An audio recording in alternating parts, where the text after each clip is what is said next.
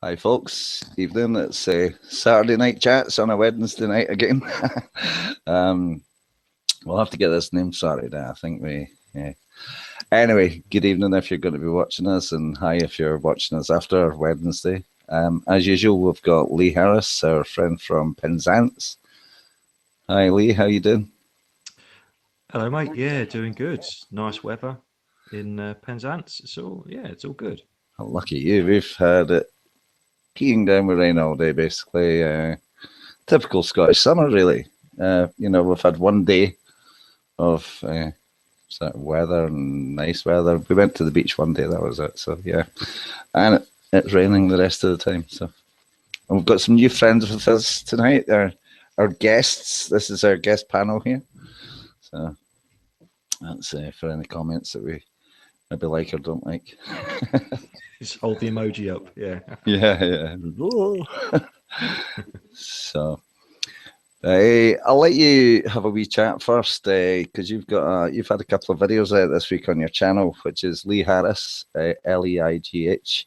If you look for it on YouTube, you'll find some really good videos on there with some good advice on them. So do you want to say what your videos have been about, Leigh? Yeah, sure. Thanks, mate. Yeah, I did one on Donald Trump banning transgender troops from the military. Just explored why he would do that, or why the US government itself would do that. Fairly simple explanation, I think. It's two birds with one stone. It's to build up a demand to get transgender people into the military. It's just a reverse psychology, because obviously we want something the most when we're told that we can't have it. And secondly, again, it's just to highlight transgender people as a marginalized section of society, when of course the opposite is completely true. And then today I did a video about the new hepatitis B vaccine that is going to be given or offered to all babies who are born from today. I was just exploring what the need was for that hepatitis vaccine. At the Hepatitis, I mean, you're talking, a thing for grown-ups there, really. Well, exactly, yeah. It's well, I've got some major feedback there, mate. Did you? Yeah. Yeah, it's all crackly. Okay, I'll see what's going on. I don't know. Right. Go and shove the wires out that way. You might have been standing on there. Okay, how's that? Still crackling? Test. Yeah, I think that. No. Oh, God. It's like a robot echo now. All right. Maybe I'll listen. I didn't know. Hang on.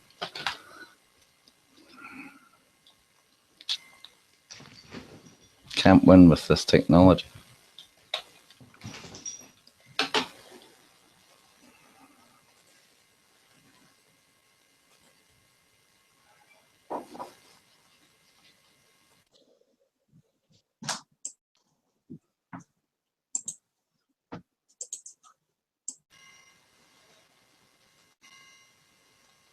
Right, how's that then? Try that, Leigh. Testing. Yeah, that's better, mate.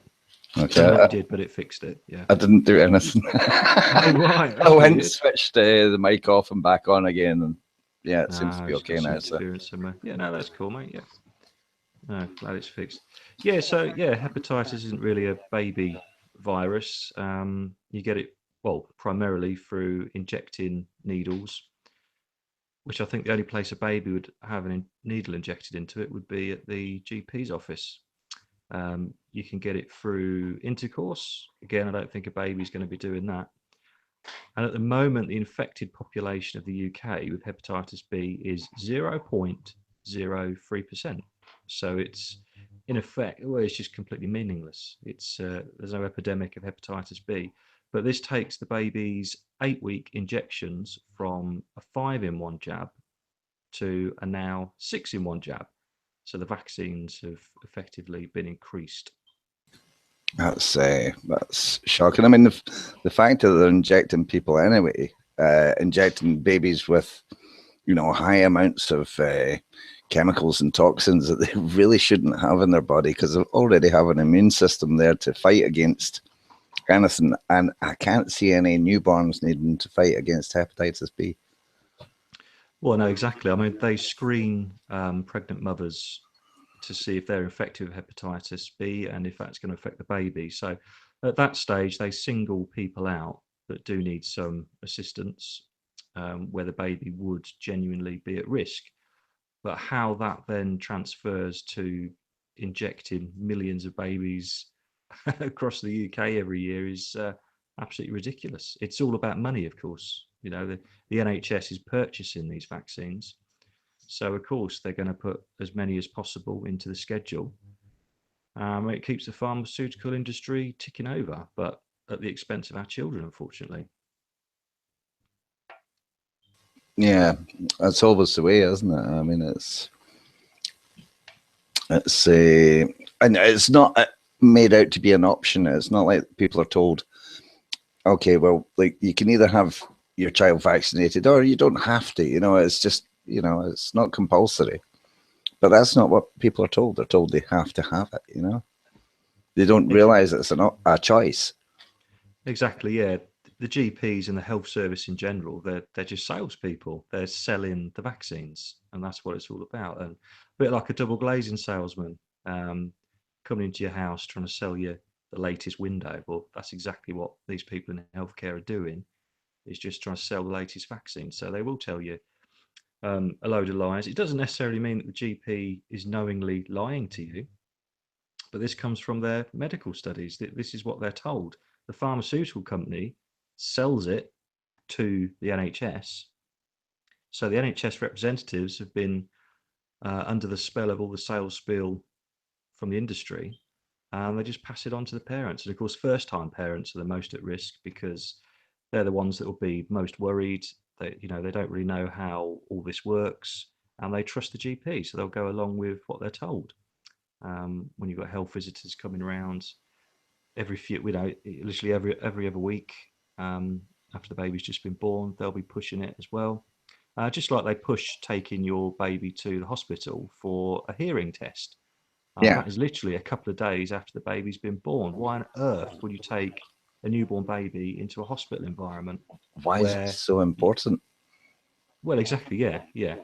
It's getting the baby registered onto as many systems as possible. It's getting you locked into that kind of agenda where everything is registered and recorded, and it just creates a reliance on the establishment in that way. It makes you question everything that you know as a parent. And you end up that appeal to authority. Well, there's all these experts, they're looking out for my baby, so I'll do what I'm told, and it makes them obviously far more easier to then transfer into the adult life of slavery, as it were. Sorry, Lee. I'm just trying to get the custom overlay with the email address on it, and it's not working this for some reason. So anyway, so that's your vaccine video on the Hep B vaccine. What else is there happening in the world? Oh yeah, there was the Donald Trump not letting these soldiers, transgender soldiers. That's it. Yeah, there was that one. Creating a demand for transgender people to go into the military. You tell a nation that transgender people are not allowed to join, and suddenly everyone's protesting on their behalf, demanding that they join. It's literally, and especially celebrities that are never going to go to war. They're never going to put their lives at risk. If you look at it, actually what's happening, they're protesting for transgender people to go into the military, put their lives at risk, most likely die. A bit crazy, really. But there was also something that happened in the flat Earth recently. It was supposed to be yesterday. There was a rumor circulating that all flat Earth groups would be banned on Facebook, or they'd all be archived, and you wouldn't be allowed to comment or create any new content to do with flat Earth. And I That's had a right. look. Yeah, I had a look at where this article originated from. I actually read the original document, and it was clearly satire.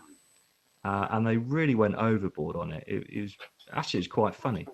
And it's no surprise that people would do something like that towards the flat Earth movement. They make a joke of it. That happens all the time. but it's the amount of flat Earth believers that believe this piece of satire to be true, and that's a little bit concerning.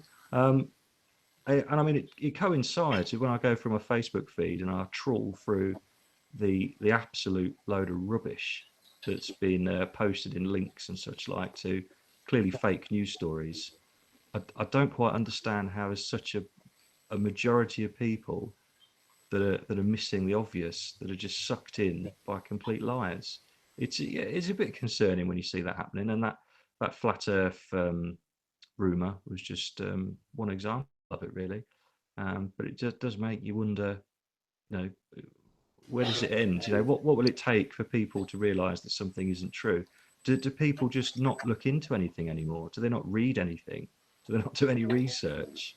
And on the flat Earth subject, a couple of weeks ago, I mentioned to you about a YouTube channel I watch, a car channel based in Australia, and they mentioned flat Earth, and I thought that was brilliant. You know, I thought maybe it's because I follow them on Facebook, maybe something's gone across. You know, they did it again this week, and they're getting quite passionate about it. They seem to be looking into it, so that's interesting. Yeah. I mean, that's fine if they're going to do some research about it. It's good that alternatives are being spoken about, and you know, if that gets people looking away from the official story and actually doing their own research and being open-minded that there are other possibilities, then that's great. As long as people aren't just jumping from one model to a different model without doing any research in between. I mean, if people want to conclude that the Earth is flat, that's, you know, no issues with that at all. That's what they conclude, as long as they've got to that train of thought through some kind of research and trying to deduct where the facts lay and how things work. But you know, I speak to a lot of people that they haven't done any research. You know, other people have said the Earth's flat, so they've joined in, and that's where they're at. But you know, if it gets people thinking, then yeah, it's a good thing. You know, my views, and I really love it. I love the amount of attention it's getting. I think it's great that, you know, people, like you say, are actually taking the time to go and look into these things. I know there are people who just jump on bandwagons, and there was a video recently explained to you. It was the Russian video, There Are No Trees on the Flat Earth, about giant silica trees. And it was really interesting. But today somebody put a picture of one of these stumps, as they're calling them, you know, like Table Mountain or Uluru in Australia, things like that. And they put a root system underneath it, which was a root system from sweet corn from 1923, I think it was. And they said that they'd, you know, x-rayed and they'd found 4 miles of root system underneath one of these stumps. People who are just learning about the real world, about things we've been lied to and stuff, will just jump on that. They'll go, wow, these are giant trees. Well, of course, these are the giant roots that go with it, you know, and they'll start sharing the stuff. And so, yeah, after seeing that today, I was kind of, you know, I had to have words with a couple of the people on it and say, listen, these are just, you know, I didn't find that out. Somebody else found it out, and I just happened to find the information that they found, but I shared it nonetheless to make them realize that they were sharing guff, basically, you know. Absolutely, yeah. And I've got to admit, a couple of years ago, I was completely sucked in by everything. I mean, I was believing that there were UFOs coming to visit us from space at the same time as believing there was no space. I spent the whole of 2012 convinced that I was going to die because Nibiru was going to hit us, you know. And every year since, I've heard Nibiru is going to kill us this year. This is it, you know. That's it. Absolutely, yeah. I was pretty much the same as that. So we've got 2 viewers. Thanks for joining us. And if you want to come on and say anything, have a word about vaccinations, have a word about giant trees, anything you really want to, you can either look at the bottom of your screen. There'll be a wee button that says live chat. Come onto that and have a chat with us. or you can send an email to saturdaynightchats@gmail.com, and we'll invite you onto the show. You can either come on camera or just show a picture instead of actually showing your face. You don't have to show your face. I do occasionally. Hi, here I am. So, but it'd be good to hear from you and hear your points of view on anything that's said tonight. Okay. So, there was some good stuff in the news this week, wasn't there? It's been a good wee selection of things. There was, yeah. I'm trying to think. Oh, yeah. Should we start with the Facebook one with the terrorists? No, was it? No, it was the people. Yeah, Yeah, people traffickers. That was it. Yeah. So, I mean, they're going to. They used Facebook to arrange all these people being trafficked, across the water and stuff. And yeah, remember back in Westminster, and they said that the attackers had used WhatsApp just before the attack. Now they're saying it's Facebook. So, there's been a lot of talk about clamping down on the internet and basically shutting down what we have access to. It could be something towards that. I love it when I hear people say that Facebook is it's affecting their right to free speech. They have a right to free speech, and Facebook isn't allowing it. Facebook is censoring them, and it's terrible. I think we've got to remember at the end of the day, Facebook is a private corporation. It's not, it's not a public forum or anything like that. So, they are obviously going to come in and start clamping down on certain speech. I mean, they already do in many sense. I mean, I see a lot of people that get what they've termed now as Facebook bans. They go to Facebook jail because their account's been reported, and it's usually when they've been in a group and they've said something that someone else disapproves of.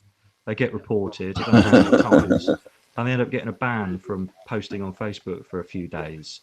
I saw one come back today, actually, and he came up with a sign saying, I'm free from Facebook jail or something like that.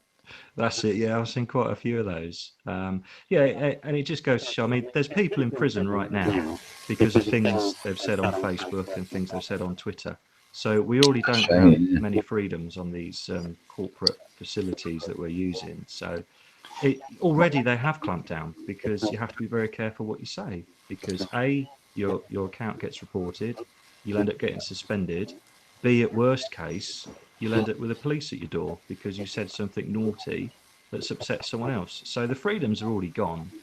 I mean, I'm not sure what else they can do apart from start censoring particular words, particular phrases and sentences, which I can see them doing that. Well, they use these sort of algorithms when it comes to listening in on calls and stuff, don't they?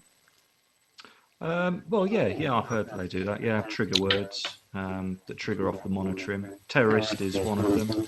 Bomb. Terrorist, bomb, friend, president. Yeah, all the rest of it. So, yeah, again, it's a bit like the normies that think that we live in a free world. We live in a country of free speech. We don't at all. There's also people on the conspiracy side that think their freedoms still remain on things like Facebook when they don't. You don't have any freedom on these things at all. But it's like 1984, or everything was controlled. The camera that we're looking through, that was controlled by the boss and them in charge. So but if we sit and worry about who's listening to us, if what we're saying, then we shouldn't be saying it. Well, no, exactly. Yeah, I think as long as what people say has some, facts to back it up. I mean, there are people that take it to the extreme and they'll go out and they'll deliberately, use provocative words towards, certain groups of society, certain races and such like, and they're deliberately looking for trouble. But if you're just researching into a story or you're researching into something, that's happened in the world, then yeah, your opinion's absolutely fine. But at the same time, as long as you keep it half respectful, yeah, I can't see an issue. I mean, for a long time, we've been told that our emails are stored for many, many years can be accessed and monitored at any Yeah, time that's without right. anyone's permission. And no, that's never really bothered me. No, I don't think it's right. I don't think that should happen. It is wrong. But yeah, like you say, it shouldn't bother you really if you're not, doing anything untowards. But at the end of the day, that's just how it is at the moment. We have a new story that's just appeared a couple of hours ago. Scientists edit genes in human embryos to prevent inherited diseases. So they're now starting to mess around with the actual headline is gene editing could wipe out inherited diseases. So you go down to the doctors and say, I want my genes edited. So we're talking about genetic modification, aren't we? GMO. Now, everything we know about GMOs is bad. There isn't a good thing about GMOs. You look at a organic vegetable or a group of organic vegetables, a bunch of potatoes or carrots or whatever, then put them up against apples and oranges that are non-organic. The non-organic ones are all perfectly sized. They're all exactly the same size, and the banana has to have a certain amount. You remember they had the thing on the news? They actually came out with a curvature thing, and a banana had to be within this particular shape. I do, yeah. The EU banana straightening thing, yeah. And I got some apples the other day, and I was looking at them, and it was only when I got them home and I was reading the bag, and it said 60 to 66 millimeters. So they're bagged by size. I mean, I thought I bought apples by weight, but apparently we buy them by size, 60 to 66 millimeters. Oh, 666. Oh, Illuminati confirmed. in a bag of 13. In a bag of 13, yeah. 33p. Yeah. Yeah. Well, this is all. Well, it's a form of eugenics, really, isn't it? I mean, this is creating desired traits in people, but under the guise that it creates healthier people. I can see what they're doing there, and I can see how, for the masses, they would buy into that. And I would say, messing with the genes is a primary effect, and then a secondary effect is how they're messing with gender, encouraging people to be transgender, encouraging people to be gay. And that's mental. That's not even genetic. That's mental. Well, that's just going into their heads and saying, listen, you sure you're not gay? No, I'm not gay. Are you sure? No, I'm not gay. Are you sure you're not gay? Well, I might be. Yeah, it's the old 2 + 2 syndrome. And 2 + 2 is 4. Try again. 2 + 2 is it's 5. Yeah, okay, I'm really a woman. Yeah, but that's essentially what's happening. I sent you that. I sent you that. They sent them to war. Yeah. Come on, I'll throw my handbag at you. Sorry, I don't mean to offend anyone if I have done.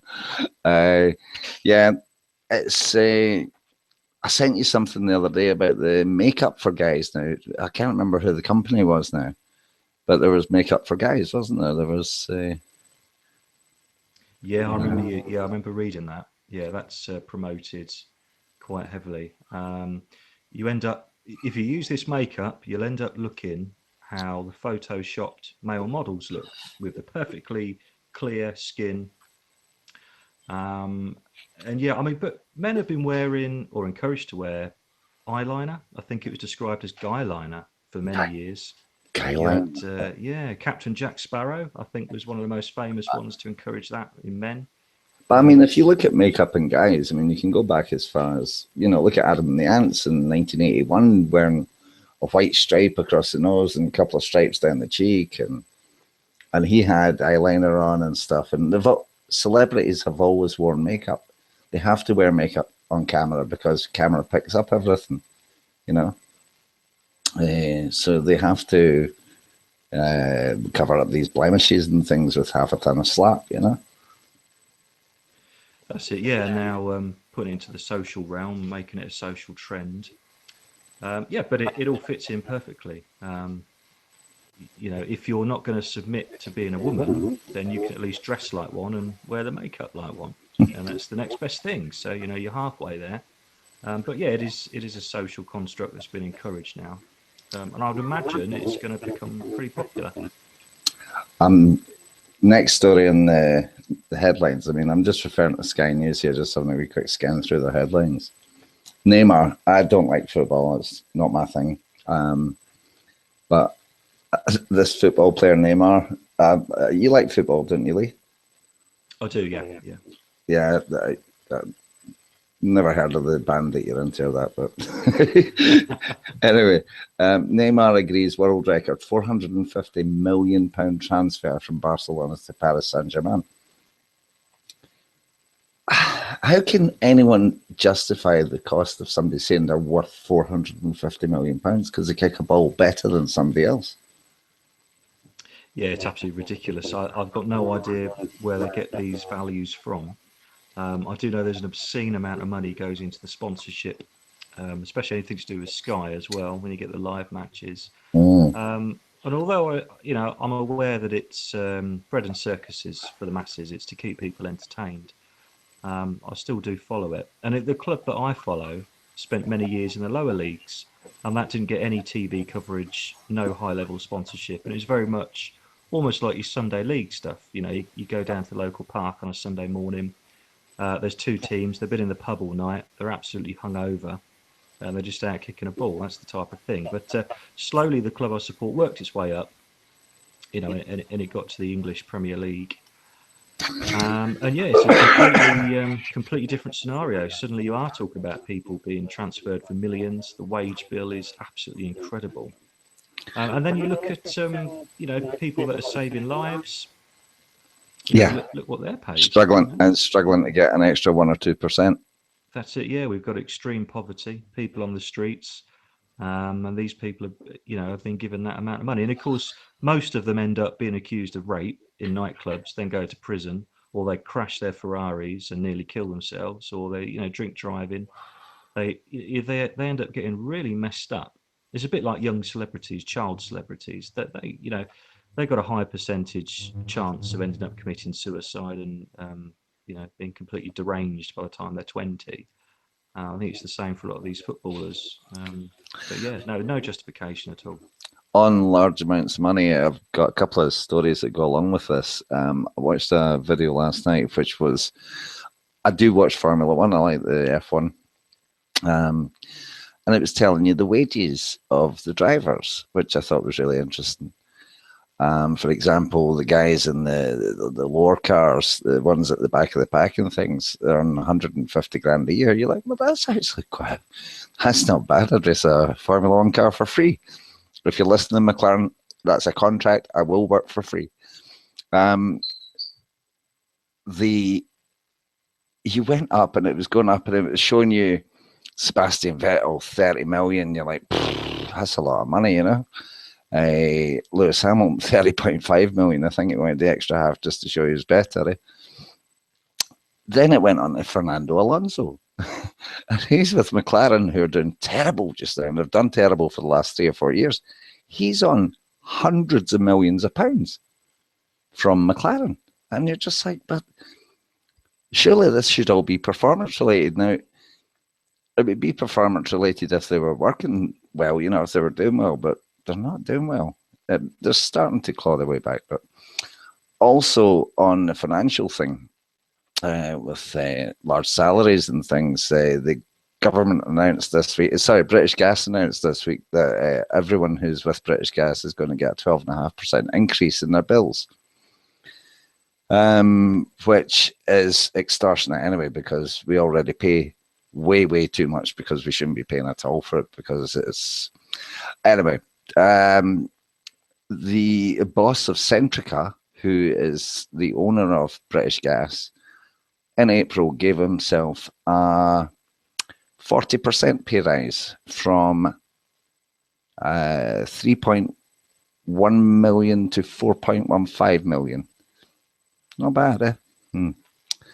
But they've got also on the same subject, Theresa May, prior to becoming Prime Minister, declared that she would prevent companies from increasing the amount that people pay in bills stop them allowing to increase it largely like British Gas have just done.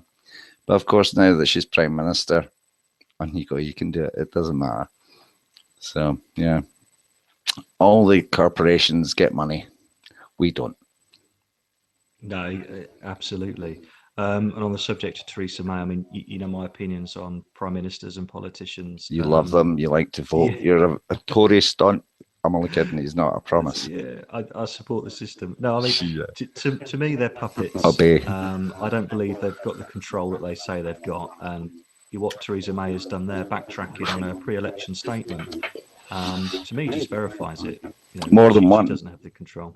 More than one, because she said she wouldn't have a general election as well, and she had a general election. There you go, then. Yeah, and I don't for once off her own back that she called that. She would have been told to. By who, I don't know, and I don't claim to know who. All I do know is that from the evidence that I've seen, these politicians are not in control of their own actions in office. Well, I watched a thing earlier yesterday. I didn't get a chance to see all of it, unfortunately, but it was I can only describe him as like a gospel church minister, you know, up, and he's like, yeah, blah, blah, blah. And he was talking about the Rothschilds. And he was saying that the Rothschilds family in the 1800s put 5 of their sons into 5 countries. One was England, one was Paris.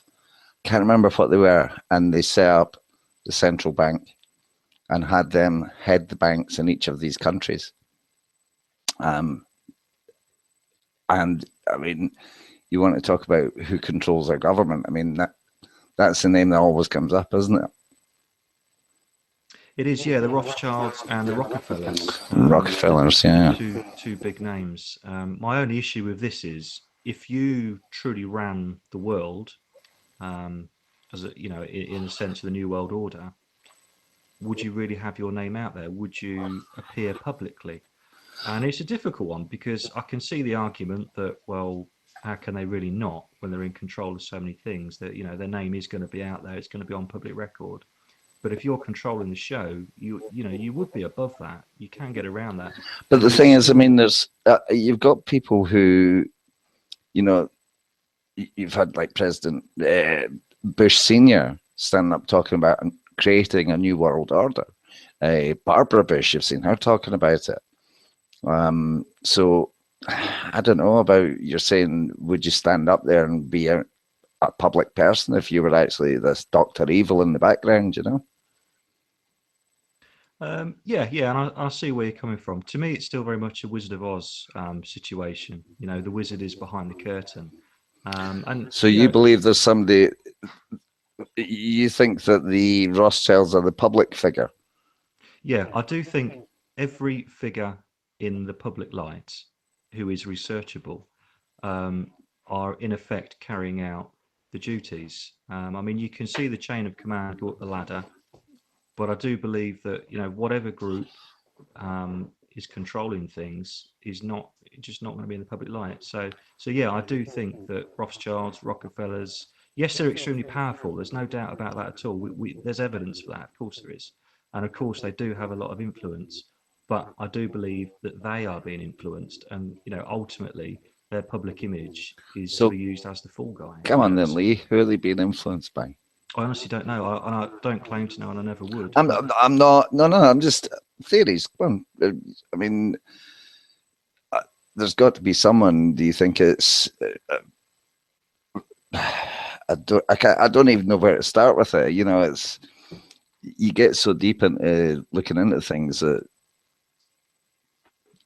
You know, but that's the point. We or people are researching the Rockefellers and they're researching the Rothschilds. Well, surely that's the idea. You know, anyone who looks into this and has a bit of intelligence, you know, like we do, we would research these people. But they're the decoy in that sense. You know, whoever is running things isn't going to be researchable, but they're going to put people out there that are. They're going to put these figures out there that are extremely powerful and appear extremely influential. So we research them. And we believe that's where the chain of command stops. So we don't need to look any further. But that is, to me, that is their role. That's what they're there for. I'm amazed that nobody's ever got to. I mean, you know, you hear about, well, you hear about when you were a kid and at school, you know, you got told the story of, what's his name? Bonfire Night. Guy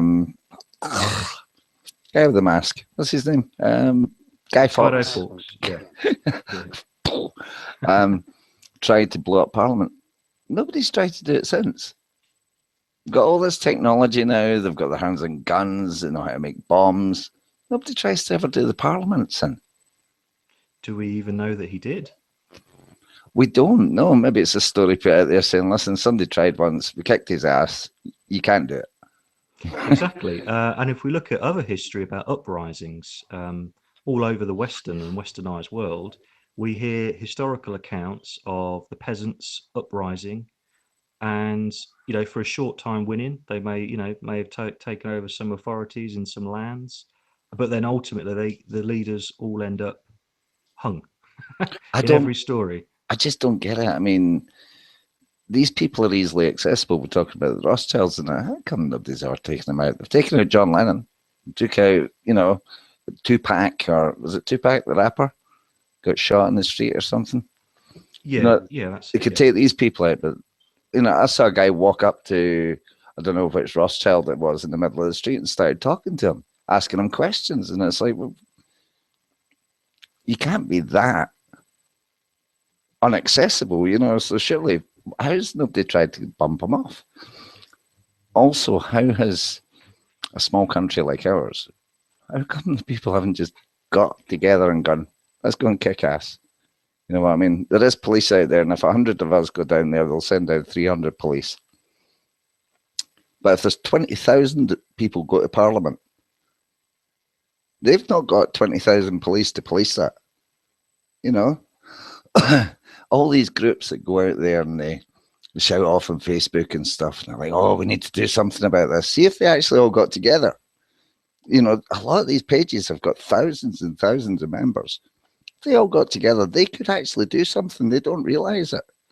All these groups could team together and create one big group and do something about it. It's because people are too comfortable. At the end of the day, they needed an outlet. And why do we think the internet is so popular? Because it's that sounding board for people. People can put down how angry they are at stuff. They can put an angry face because they're angry. They can start a group and they can say they're going to do this stuff. But at the end of the day, it's all contained within the internet. And I think that's the general idea. You know, you don't just need the fluoride in the water, which we know is an absolute thing. You don't just need the dumbing down in education. Fluoride in the toothpaste also. Yeah, well, yeah. Buy fluoride-free toothpaste.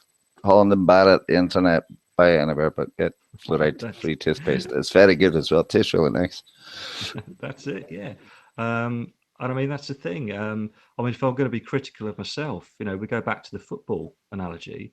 I'm fully aware of what football and sports is all about. Divide and conquer. Find the level of money completely obscene, yet I still watch it. You know, that's the thing. I think it's these people on social media who are sounding off about how they're going to do this and they want to do that, but they don't do anything. I'm no different. I'm exactly the same. I know. I mean, I like to think that us coming on live and chatting to a few viewers and, you know, saying our points about things is maybe going to change something, change the way somebody thinks about something, but does it? And if it does it matter? But saying that, going back again to that Australian car show I watch on YouTube, they've seen videos that were shared through Facebook, which drew their attention to the flat earth. So, you know, even though it's an evil, you know, the social media, we're just sitting and doing stuff, we are learning from it. You know, I've learned more in the last 10 years than I've learned in my whole life because I've had the access at my fingertips. My 5-year-old daughter turned around to me today and she said, why don't you ask your phone? We were talking, I can't remember what we were talking about. She said, why don't you ask your phone? Because I asked my phone if it's going to rain today and it tells me if it's going to rain. So she's realized I can ask my phone things and it tells me things. And see, to kids, that's going to be the norm from now on, you know? Absolutely, yeah. I think the only benefit is personal development. I think that's about as far as any of us can really go. I mean, we, like you say, we learn, we become educated thanks to these mediums that we're looking at and the research that we're doing, and we better ourselves. We improve our own life as individuals and our family, of the family that will listen to us anyway. But on a, a larger macro scale, there isn't really anything that we can do. We can't change anything outside of our own circle of influence. We can't go and protest government, in the way that perhaps we should. And like the point you were making, the amount of people that there are just in the UK, let alone the whole world, could quite easily overthrow a government down at Westminster. But it's just not going to happen, and that's not something we can do or influence. But we can change our own lives, and yeah, I think that's the positive, the personal education and the personal sort of learning.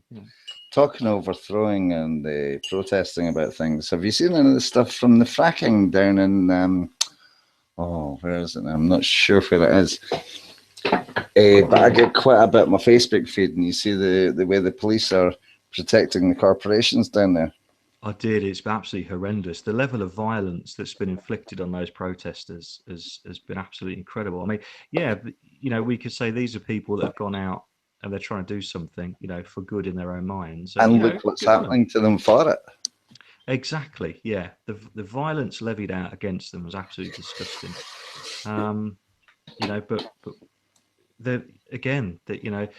it goes to, it serves as an example to everyone else. It's a case of, look, if you decide to copy these people, this is what's going to happen to you as well. But I see the point you're making, protecting the corporation. And that's what the police are nowadays. They're policy enforcers, police officers. But I don't understand that. I mean, these people have brains, well, a certain element of brains. They don't want them too brainy, but they have brains. And surely they realise that fracking's bad. They must be sitting there, and these people, I know that the protesters speak to the police, and they'll sit there the whole time, and they'll empty their brains onto the police on everything they know on fracking.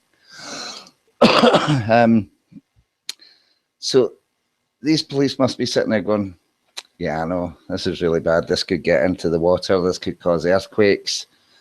This could cause all sorts of nasty things. But hey, I'm paid 20 grand a year or 25 grand a year or whatever they're paid. And I get to beat the crap out of this wee guy here. So I'll do it, I look at the police very much the same as the armed forces. And in many ways, they go through the same psychological conditioning to actually get their position within that part of the establishment. I don't believe there are any good police officers. So that's just a personal opinion. Obviously, constables. Constable, yeah. Constable. I could meet one tomorrow and I could be proved completely wrong. But to be able to do that job, it's a bit like being a bailiff. How could you be a bailiff if you have people's houses, kicking people's out their homes with their families, their children and stuff? Absolutely. How can you do that if you have any sense of empathy? You just couldn't. And to me, it's the same as the police force. People are completely conditioned and indoctrinated. So, yeah, when they're attacking these protesters and they're dishing out that kind of violence, they're not thinking about how the fracking would affect them and their own families. No. They're zoned out. They remind me of fighting dogs. You get some lovely bull breeds like staffies, lovely little dogs. If you beat them long enough, they just go into a zone and they'll just attack everything and anything. They go crazy. And that's how I see the police. We've spoken about staffies before. I mean, I know they're a nursery dog. If you're having children, get a staffy. But make sure you train it properly, and you've got a perfect dog for children, Absolutely. They're a lovely breed of dog. And I think this is how many of these police people started out. Probably lovely people. Then they went to the... I don't think so. I think they got bullied at school. Or they were the bullies. No, they got bullied at school. Quite possible. I mean, there will be an element of that, without a doubt. You can get quite a... I mean, I've seen quite a few of these bailiffs. And I was just making a coffee there. I've seen a few of these bailiffs.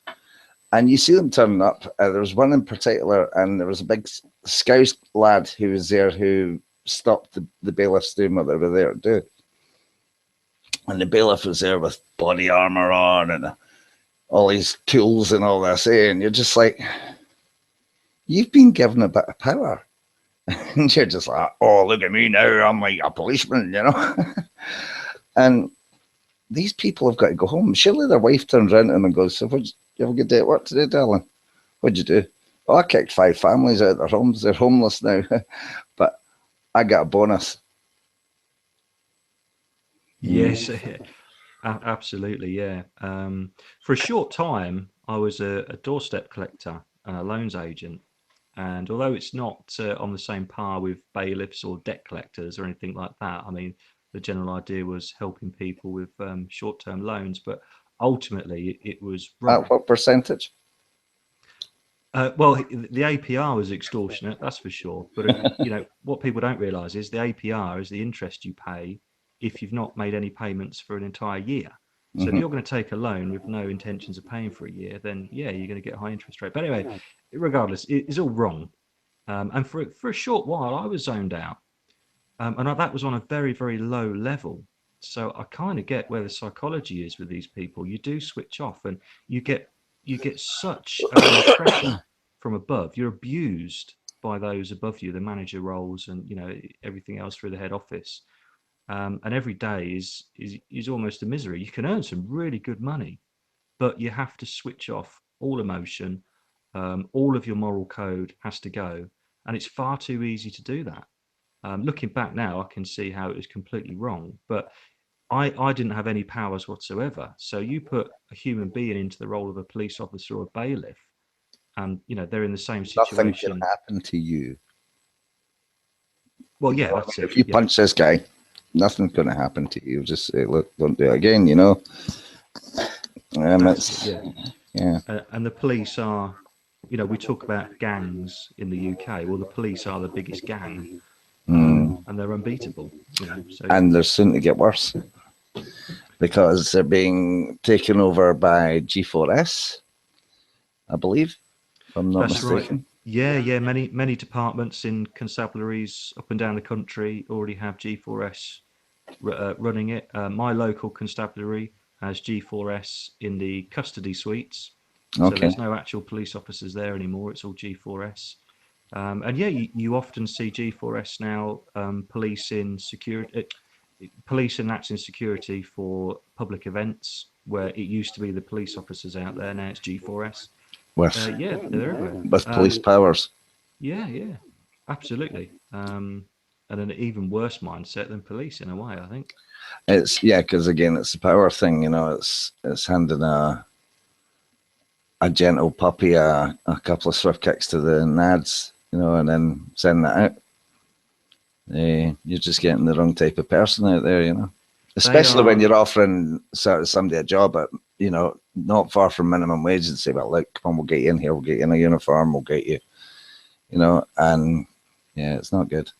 G4S remind me very much of how doormen used to be on the doors of pubs and clubs many years ago. You know, they would be their own little gang, Yeah. and they would just take the law into their own hands. They would absolutely every night they'd be up for a fight. They love violence. Well, that was, you know, almost phased out. I mean, I know it still goes on a little bit, but that industry was heavily regulated in the coming years. But G4S, they act very much like that. They act like they've got that mentality. Yeah. The Anyway, on to a little bit of lightheartedness. So we had a wee chat on the phone as we always do before we start the show, and I had mentioned to you that I'd come across a video of NASA testing their new engine, and it's brilliant.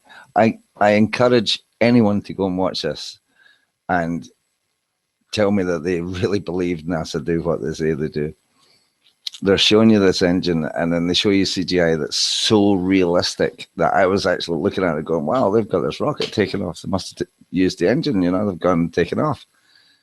And I saw ice falling off the rocket and stuff. And then I'm like, I'm watching CGI. I'm watching CGI because there's this camera here that's moving with the rocket, you know, and They've certainly taken it to the next level, and I'd be interested to find anyone who believes that footage is real.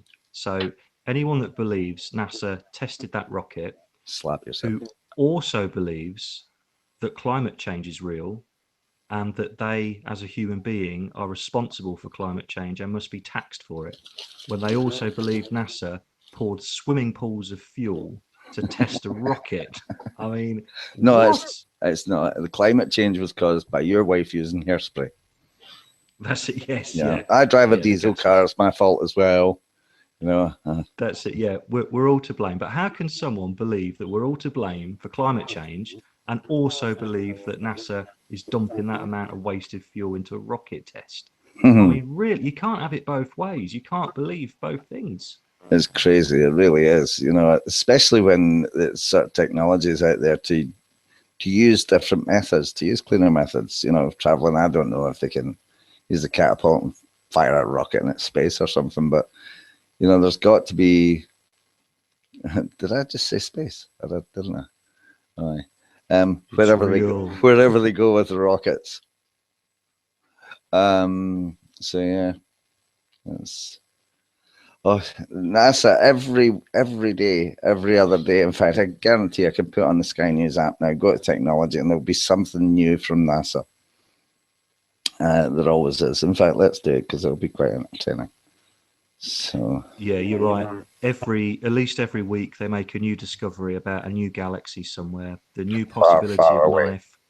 That's it. New superstars, new supernovas, new black holes, new asteroids that are going to kill us in 5,000 years. Just all sorts of absolute nonsense. But they've got to justify the funding somehow, and this seems to be their preferred method: is to come up with these tall tales. But hey, the space believers absolutely lap it up, but they don't look into the evidence for it because there is no evidence. You literally have to believe what NASA tells you. If NASA says there's a new black hole they've just discovered, there's no research that you can do to prove it them or wrong. disprove it. Exactly. So unfortunately, all these very clever science believers, all these clever NASA believers, it's all based on exactly that. It's all based on a belief because they cannot research it. A small group of people have said, yep, this is how it is, and you better believe it because you can't prove it's wrong. Absolutely. And that's very dangerous. You know, whenever we get a situation like that, if we can't do our own research to prove or disprove something, then we just end up with a belief if we choose to follow it. And that's what these people do. So I was looking for NASA stuff in the science and tech section. Found a couple of wee stories here. Yeah, there's a NASA one, obviously, with a lovely, lovely picture. Hold on, let's see if I can get this to show up on camera. A lovely, lovely painting. Let's see. Can we see that painting? Is that in focus? There we go. Can you see that, Lee? I can, mate, but when I talk, it'll go off screen. That's all right. All right. Okay. Yeah. So that's baby stars discovered in Orion Nebula cluster. Astronomers have discovered and photographed 3 different populations of baby stars. It's just amazing. It absolutely blows my mind. It's just, to think we are literally this speck of dust in the middle. Insignificant. That's it, mate. It puts life into perspective. It does. It makes me go spiritual. It really does. Or mind you, spiritual isn't science, is it? So I don't do that. Next story was is SpaceX world's most valuable private company? Now, SpaceX, that's Elon Musk, isn't it? So how can a company that's only been running a few years, I mean, when you compare it to NASA, has only been literally running a couple of years. 2002 they set up, so that's what, 15 years. They're valued at $21 billion. Now, I understand that he's made money from PayPal, which is where he initially made his money. Then he set up Tesla cars. He brought out the Tesla Sport, which was a Lotus Elise type thing with batteries. Wasn't that good. It was all right. Few people bought them. They were 100 and something grand. Then they released the next Tesla after that. I think it was a Tesla X or something it was called. So they've released a selection of cars, but they obviously can only release so many of these cars, take so many orders.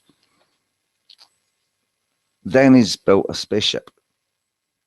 Right, he's built a couple of spaceships. with all the R&D, research and development on all this stuff, where's the money coming from? Because surely, I know PayPal was worth a lot of money, but come on, you invest money to get money back. Now, I know they say they're doing deliveries and things. They're taking wee micro satellites up to space, aren't they? Yeah. Leigh? Yeah, sorry, mate. Sorry, I forgot I was on mute. That's all right. Yeah, no, absolutely. I think I did read something that they also get funding from the government. They do get some funding, although they're supposed to be a completely private company. There is some public funding in there as well. So not only do why would you fund two companies doing the same job? It's a very good point. Yeah, absolutely. Complete waste of money. Yeah, Yeah. absolutely. And we've got to remember with SpaceX, of course, they've never put a person in space, or rather, they've never claimed to put a person in space. And yet Elon Musk is talking about round the moon by space. putting them round the moon by Christmas or something, no? Is it not some private people going to jump on one of his rockets and go around the moon? Yeah, that's it. Yeah, because we used to have Richard Branson, didn't we, of Virgin, and he was developing the space planes to put passengers into orbit. But his plane's still going. I mean, I saw the big plane that it gets attached to, unless it's a really old video. It might be a really old video. But they're still not on the go now. I don't believe so. No, one of the last tests, the plane, it blew up in air. That's right. So it did. There's stories saying, it hit the dome and stuff. But yeah, it blew up, didn't it? That's it, yeah, and that seemed very convenient to sort of put people off. You get you get a multi-millionaire or billionaire like Richard Branson, develops all this technology. The race to put the public in space is on. They edge closer and closer and closer to it, and then on the final attempt, the plane blows up. Now, no one's going to want to go on board those planes anymore. And so the idea sort of peters out a little bit, keeps people away. It reminds me a little bit of, was it the Challenger space shuttle that had the disaster where it blew up? And if it was, that is a very sort of similar situation. People start looking more towards space. They're expecting things. They're expecting people to be, the public to be in space. So suddenly there's a huge shuttle explosion. And then suddenly people don't want to go to space anymore. Okay, so on that subject, I guess you've seen the videos saying that they're not dead. I have, yeah, where they've found people in recent times who look absolutely identical to them. Yeah, and they say that it's twins and stuff like that. That's it. Yeah, they've tried to explain it away with some sort of benign story like that is completely unbelievable. That they all had twins.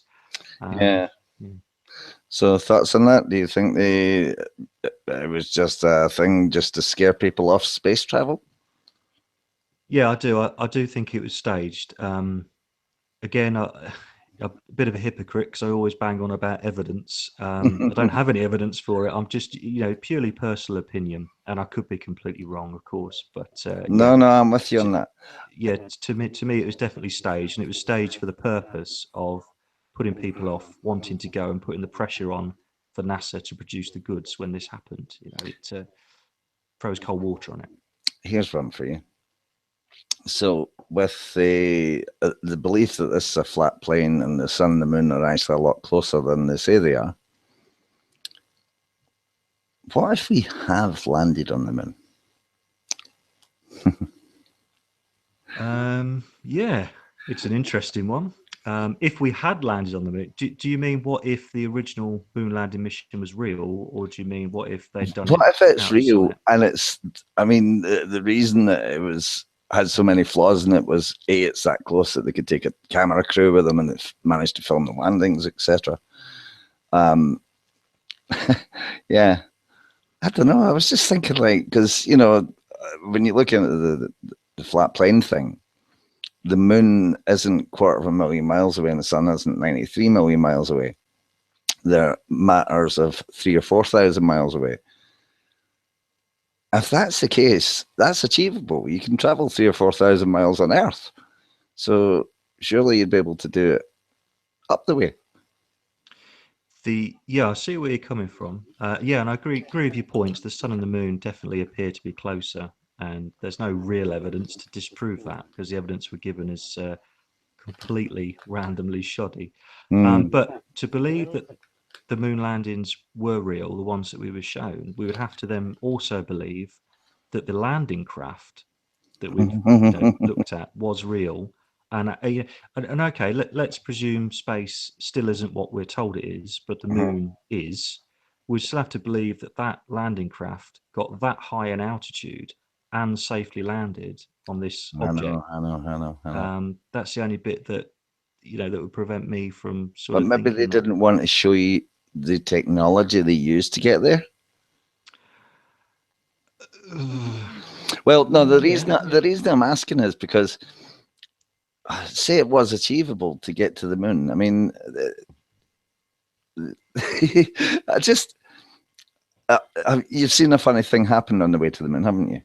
Yes, I have. Yeah. Right. So where they put the camera up against the window and show the Earth, right? So it showed that they were in low Earth orbit. And then the next thing they showed, they were landing on the moon, which was, I think it was 9 hours later or something, which isn't achievable because it was 250,000 miles or however far it was. But what if they did? What if it's that close? That was the only shot they could get of the Earth, because if not, it would be huge. I see what you're saying. Yeah, yeah, and I take the point that if flat Earth believers believe that the moon is much, much closer, Mm-hmm. then surely they must accept that it is accessible if that's true. So I see that point. Absolutely, mate. Yeah, I think it's a really interesting point, and it's not something that I had thought about before. I Never was. had I, but I thought I would throw it out there just for giggles, because I don't believe it. I mean, the only other argument to that could be that yes, the moon is a lot closer, and yes, in theory, it is accessible. However, the moon isn't what we're told it is. It's not the physical object in the sense that we're told it is. It's something completely different. What is going to be really interesting in the next week or so? When is the eclipse? Is it next week? The week after? It's on the 21st of August, I believe. 21st. Yeah, so a couple of, yeah, 2.5 Going to be weeks. a hell of a lot of people watching it really, really closely. I think they're going to be finding a lot of homemade experiments going on between people at one side of America to the other. And they're already saying that it's incorrect, because if you look at it, it goes from west to, no, was it east to west? But the Earth rotates to the east, so it doesn't work. Yeah, I did see that. It's yeah, the shadow is moving in the wrong direction compared to the Earth's rotation.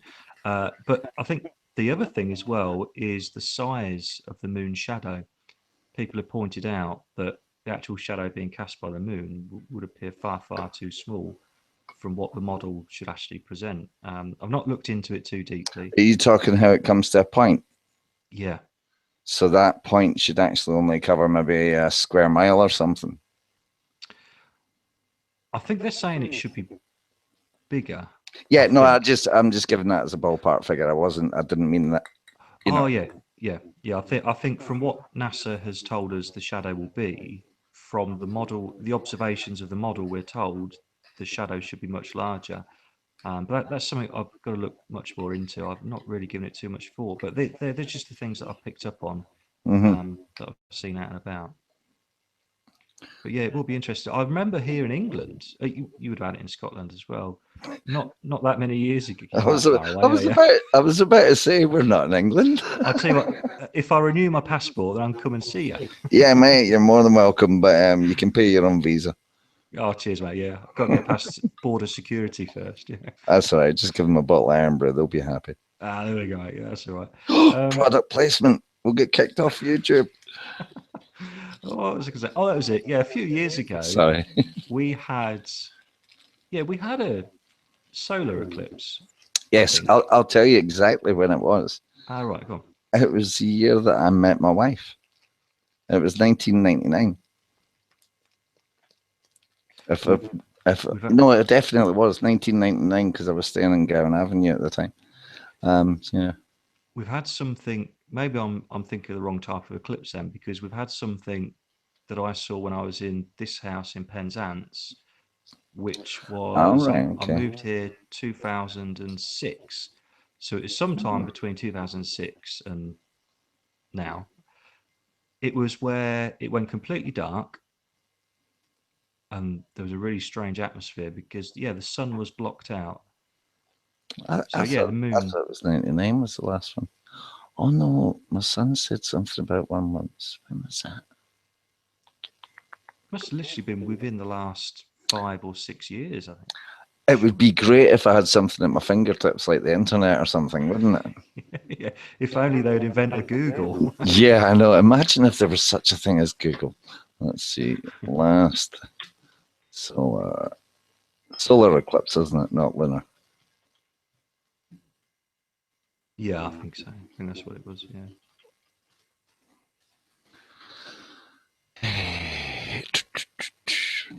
List of solar eclipses visible from the UK. The when solar eclipses.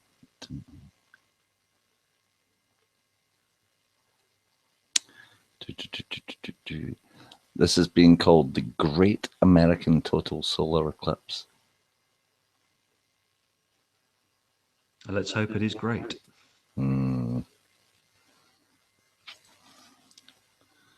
So, 21st century, 2001 to 2100. Okay. Right. Okay. There's been quite a few. 2003. No, you said 2006 onwards. There was one March 2006 partial solar eclipse was visible across the UK. Southeast England saw the greatest magnitude at around 25%. Northern Scotland saw 15. 1st of August 2008, a small partial eclipse over the whole of the UK as a total eclipse crosses central Russia east of the Urals. 40% in the north of Scotland, falling to less than 20% in the southwest of England. Partial eclipse in 2011 was total across the North Atlantic, including the Faroe Islands. 80% of the UK in 2015, a couple of years ago. It might have been 2015. I'm pretty sure it was now you've said that. Right, okay. I think that was it. Was about 80% everywhere. While the line of totality didn't touch land in the UK, it passed less than 10 kilometres to the northwest of the island of Rockall. That'll be the one, mate. Yeah.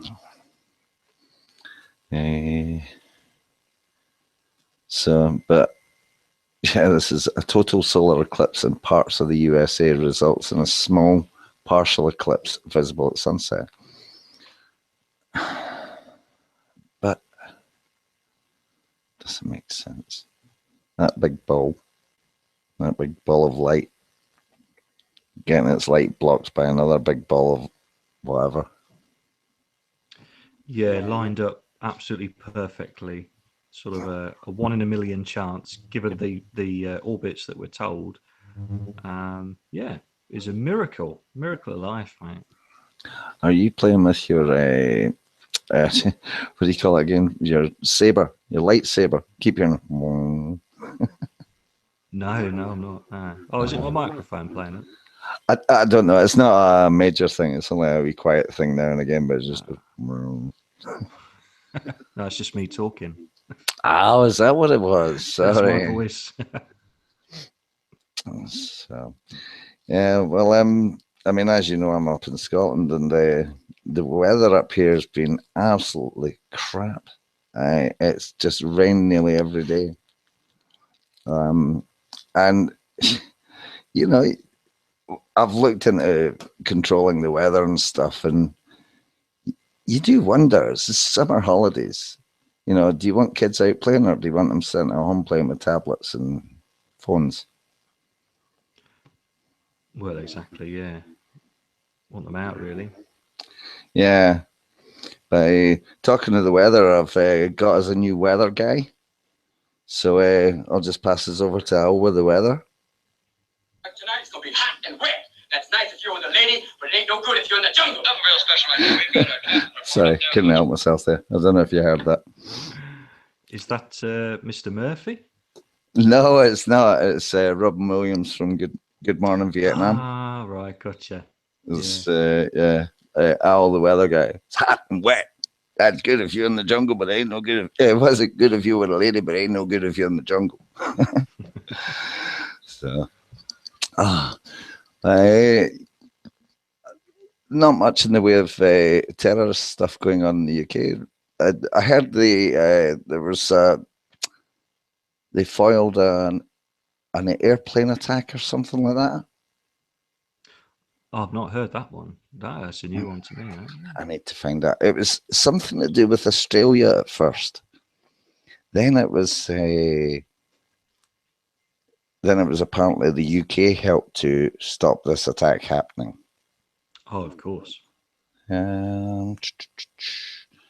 Probably disappeared off the face of the earth on the news. Terror trial. Oh, when you've got the Musketeers, that's right, the Three Musketeers. Have you heard of them? What, a real life Three Musketeers? Yeah, terrorists.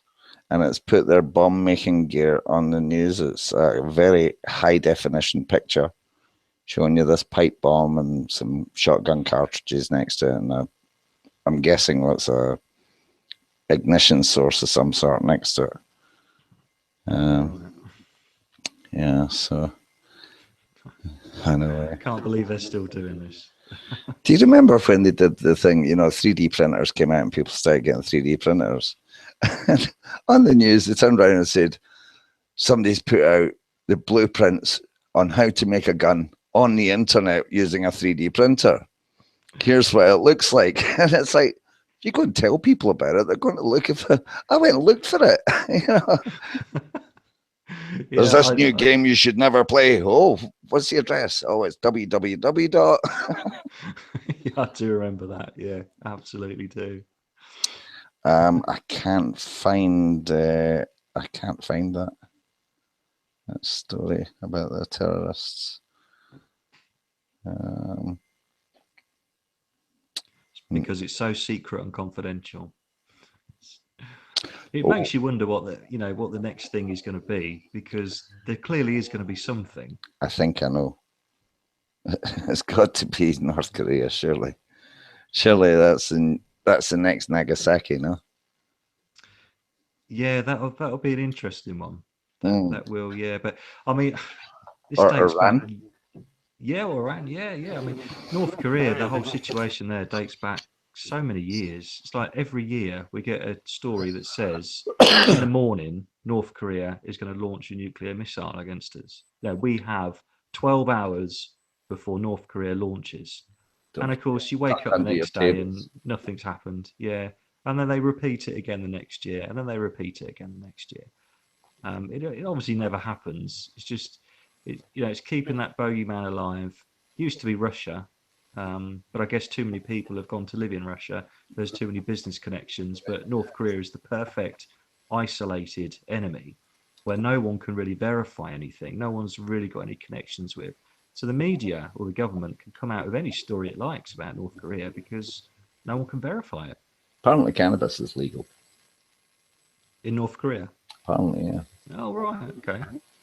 Not that I would have any interest or anything. I was just a little bit of information I knew about North Korea, I actually watched a documentary on North Korea, and I was so heartbroken when it was debunked, because it was meant to be somebody who'd defected. No, they'd gone to America saying they'd defected from North Korea, had gone there to America to collect propaganda and taken it back to Kim Jong-un, or Kim Jong, whatever his name was, that used to be on. I was sitting watching and going, this is really interesting, because it was showing you the propaganda that America uses, it was showing you the news, it was showing you 9/11, it was showing you all these things. And I was going, wow, this is really interesting. Until I found out it was made by a group of art students. Well, not a group of art students, an art student as a project. And he'd taken some cuts that he'd got from North Korea and stuff like that and put them together and made a wee video and graded it and made it a bit liney and things, and yeah. Fantastic. So, yeah. Anyway, you mentioned Russia. Here we go.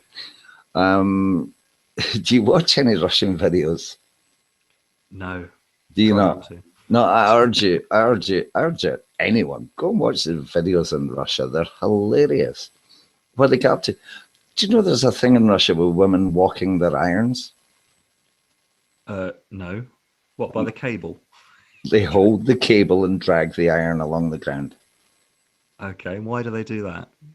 I don't know. Sports. I can't speak Russian. So when they're coming on, they're like, I don't know what they're saying. You know, I know a few words when they have a car crash. They normally say "bliet," which I'm guessing something along the lines of shit or something like that. But yeah. And the roads across, yeah, a pothole and the car jumps 20 feet in the air and comes back down. You don't want to cross the road ever. Don't even, if you have to cross the road, just leave the country. It'd be a lot easier. I've seen less plane crashes than I've seen car crashes and things, and people. It's just a scary place, you know. Well, yeah, you have a car crash in Russia, and the other car, all the doors open. 6 blokes get out with baseball bats and guns. You're in trouble, aren't you? The mafia. That's it. But that's a crazy thing, though. I mean, in Russia, you do have the other people who've got, you know, Volkswagens or Mercedes or whatever, sort of Western, you know, European cars. But most of them run around in Ladas, and there's a couple other, I think there's 4 or 5 Russian car companies. So they have a crash in these cars, and they're terrible cars. They've got no grip, they've got no traction. But they always seem to survive the crashes. You see these crashes, and you're just like, here we have cars with 5-star safety rating on them. You know, I know what you drive. You've got a 5-star car. I've got a 5-star car. Then you hear about a crash with one of our cars and 3 people died. That happened in Russia with Lada against 2 trucks. The people would get out the ladder and just go, my car's been crashed, but there you go, you know? Yeah, it's bizarre. I just never understood how they can go through these crashes, these huge crashes, yet we have small bumps and people die, you know? Yeah, it's a bit bizarre, isn't it? I don't think I'd ever want to go. So does Russia, you say Russia's got a few car manufacturers. They still manufacture their own cars? They do, and they're terrible. Horrible, horrible things. Let's see if I can bring up some Google images for you.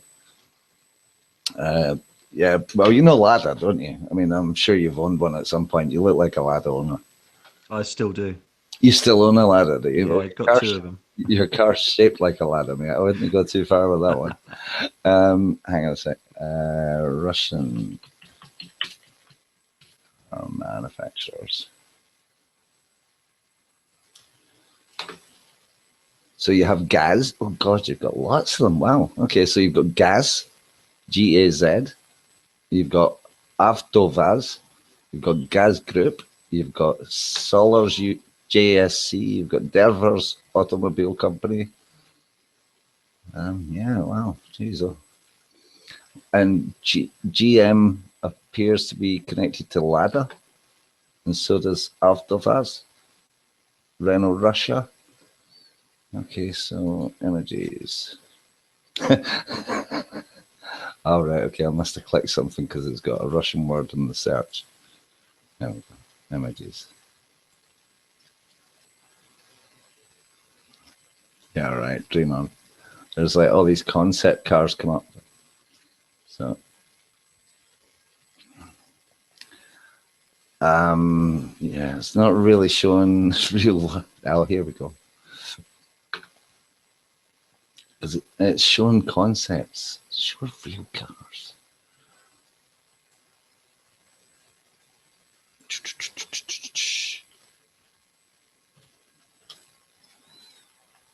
So I know how much you like the Bugatti. What do you think of the Bugatti Chiron? Have you seen it? I've not seen it, but I love it. Oh my God. 1,500 horsepower, 300 miles an hour, if they can ever make the tires work that won't explode when they get there. So, right, here we go. Let's see if this screen share thing works. I'm going to click it and hope for the best. Try and see if it works. I'll hold it on. I'll leave it on for 10 seconds, okay? Okay, mate. Yep.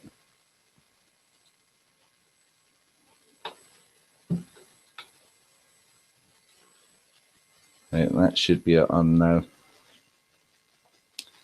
So, yeah, there's some modern stuff, but it's more like these ladder-shaped cars. There's one there with like big rockets in it for some reason. I don't know what that's all about. But they're horrible, horrible things. They're just, oh, look, there's a modified one. That looks so cool. So, and they've got, there's some funny cars there. Right, you can come back and talk. I don't know if it worked or not. Do you want to have a look and see if it worked? Yeah, it did, mate. Yep, perfect. Ah, cool, cool. I think we've finally cracked the screen sharing.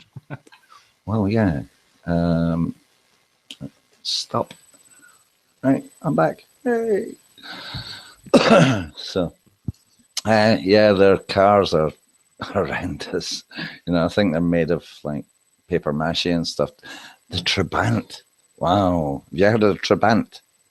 No, no. I'm not sure if that was a Russian car or not, or maybe Polish or East Germany or somewhere like that. But the Trabant was made of paper mache. And if I'm wrong, and somebody's watching that, correct me, but I'm pretty sure it was made of paper mache. Nice and cheap to manufacture. Mate, you don't want to drive it in the rain, eh? Imagine driving along and all of a sudden, like, oh, where'd the door go? Why is it dripping? Somebody give me a brolly. Yeah, they're quite popular cars too. They look like the Skodas and things like that. Like the Ladas, the old ones. And they're terrible cars. Engines in the back of them, I think. Maybe the front. I don't know. Might not even have an engine. I don't know. Might have to push it along with your feet. Yeah, a bit like the Flintstones. Yeah, so you pedal power. Yeah. So, yeah. So, have you got any holidays planned? Are you going away anywhere sunny? No. Well, I mean, I live in Penzance, so it's pretty much a 24/7 holiday. You go out surfing and giving it, like, getting the rip curl and all that, yeah? Absolutely, mate, yeah. I have no idea what I'm talking about. I've seen a couple of words. Yeah, but no, we're not going anywhere. I mean, to be honest, I'd love to go away on holiday, but I'm just too scared of the terrorists. So I'm just going to stay at home. It's not just the terrorists, though. If you go on holiday now, you're going to die at an amusement park as well. Jesus, yeah, you saw that video? Mate, did you see the guy sitting in the seat with his leg bent right over? I did, yeah. I didn't realise that it was out of position at first. Then when the camera came a bit closer and went round, you know, like, why has he only got one leg? Oh, right. Yeah, I mean, I feel terrible for anyone that was involved in that, but it seems to be a frequent thing now, eh? It does, yeah. Why people go on these things is absolutely belong. I mean, we got Alton Towers, one of the most famous ones. There's so many malfunctions on there. There was a girl that lost her legs on it. Yeah, because the two crashed, didn't they? And she was on the front or something. Yeah, these things are constantly happening. But that one on that ride was just... I mean, I think that's the first time that I've seen actual video footage of it happening. Mm-hmm. And yeah, it's pretty intense, isn't it? I mean, Christ, you just... No, I mean, I don't go on them anyway because I don't really find it amusing or entertaining to be chucked around just like that anyway. Start, haven't you? Yeah, yeah. Don't you know what gravity is? Don't you know what like positive G and negative G is? Come on, it's gravity, man, you know? Oh, you can imagine Neil deGrasse Tyson narrating that video footage, can't you? And this is gravity. Yes, because the gravity, because he ended up, it was pushing like 6 Gs against the seating system, and it just burst out of the thing. It just G forces, the gravity was that much, you know. He So would much say, hair. yeah, and these people did not believe in gravity. This is what happens when you don't believe in NASA. Snap. Yeah, we will get you at the fairground. It's yeah, Neil deGrasse Tyson. I watched was it Flat Earth Asshole? Watched him against Neil deGrasse Tyson, and I've watched a couple other things on him. And it's funny, you know, see that mic drop on. I would love to superimpose me standing next to him with a balloon just let go of it at the same time, you know. Oh yeah. And here's one for you. See if you got an apple tree to grow on the moon and stuck bloody what's his face underneath it. Who was it that got hit in the tree, head by the apple? That was Isaac Newton, Sir Isaac Newton. allegedly. Allegedly, right? Got hit in the head by the apple. So you take him at the moon as well and stick him under the tree, right? But the apple still fall off the tree. That's a good point. Yeah. Oh, that's a deep one, eh? Yeah. Well, from video footage of on the moon, where the astronauts are jumping around and walking and having a great time, all of the moon dust settles at the same rate that it would do on Earth. So I guess the apple would just be straight down. Yeah. I suppose so, eh? But you keep implying that the moon landings are fake. I mean, I've seen the videos. Oh well, not all of them because they lost quite a few of them, didn't they? Yeah, I was going to say that's a good point. It was on television, wasn't it? It was. I did see it. Yeah, no, I didn't see it. I didn't realise that. I didn't know it was on telly. Yeah, I guess that kind of changes things a bit, doesn't it? And they sent the signal to Australia, and then they piped it into something, and they had a camera to view it, to record it, and that's why it's all grainy. And because they showed you a film from 1930 something, and it's pretty much high definition, black and white. It was a very good picture. Yeah, 1969 going to the moon. Oh, it's on the moon, so it's a long distance away. But when we talk, there's no time gap. You know, it's like instantaneous. We found a way to send messages to the moon 250,000 miles instantaneously. Yeah, they really messed up with that, didn't they? There's so many things. They do it now. Have you noticed? They leave the time delay, and they actually have you can hear the time delay. You can hear the person talking over the speaker in the ISS. Yeah, they really exaggerate it now, don't they? Yeah, They really do. What about when Major, what's his face? Major big Tom. mistake when he tried to roll over in the ISS the last time he went up. What's his name? Latest English guy who went up. Oh, yes. I've got a picture of him in my head. We talked about him last week, and I can't remember his name. When he did his roll. Yes, yeah. The wire snapped. Or it gave, or Yeah. something like that. Yeah. Coffee. Oh, Why is the coffee always gone?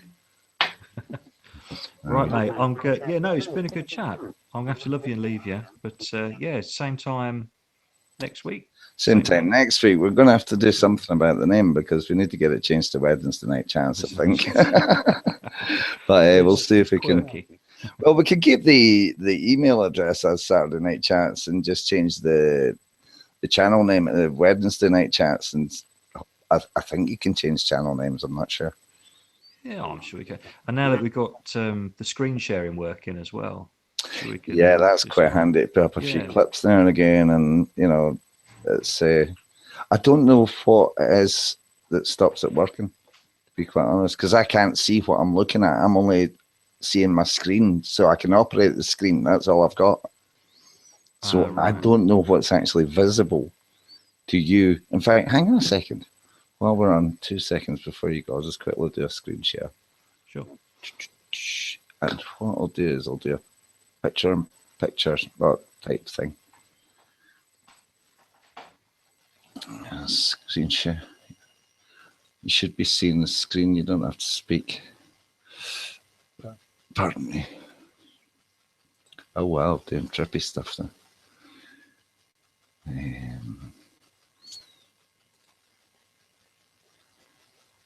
Right, okay, now I'm seeing what. Right, okay. Present to everyone.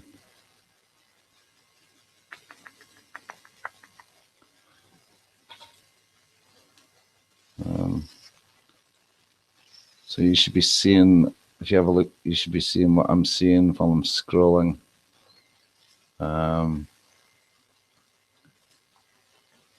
If you are, just keep looking. I'll try a quick video.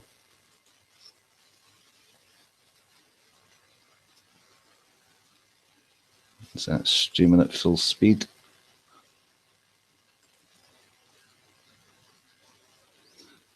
Okay, I better stop that before I do a copyright infringement or something. So, you can come back to me, Lee. Yeah, it did share your screen, and it shared your video, but it was of two naked men, and they were kind of... Oh, was it that video? Yeah, I think you did the wrong one, mate. It was on the other tab. Wasn't the real little men, was it? Yeah. In the circus. Oh, that's weird. Yeah. But no, yeah, that worked well, mate. Perfect. Cool. See be the video? Did the video play in real time? Yes, yeah, it did, yeah. Cool. Yeah, exactly as you would have been seeing it, I guess. Because it was stuttery the last time. Yeah, no problems. Cool.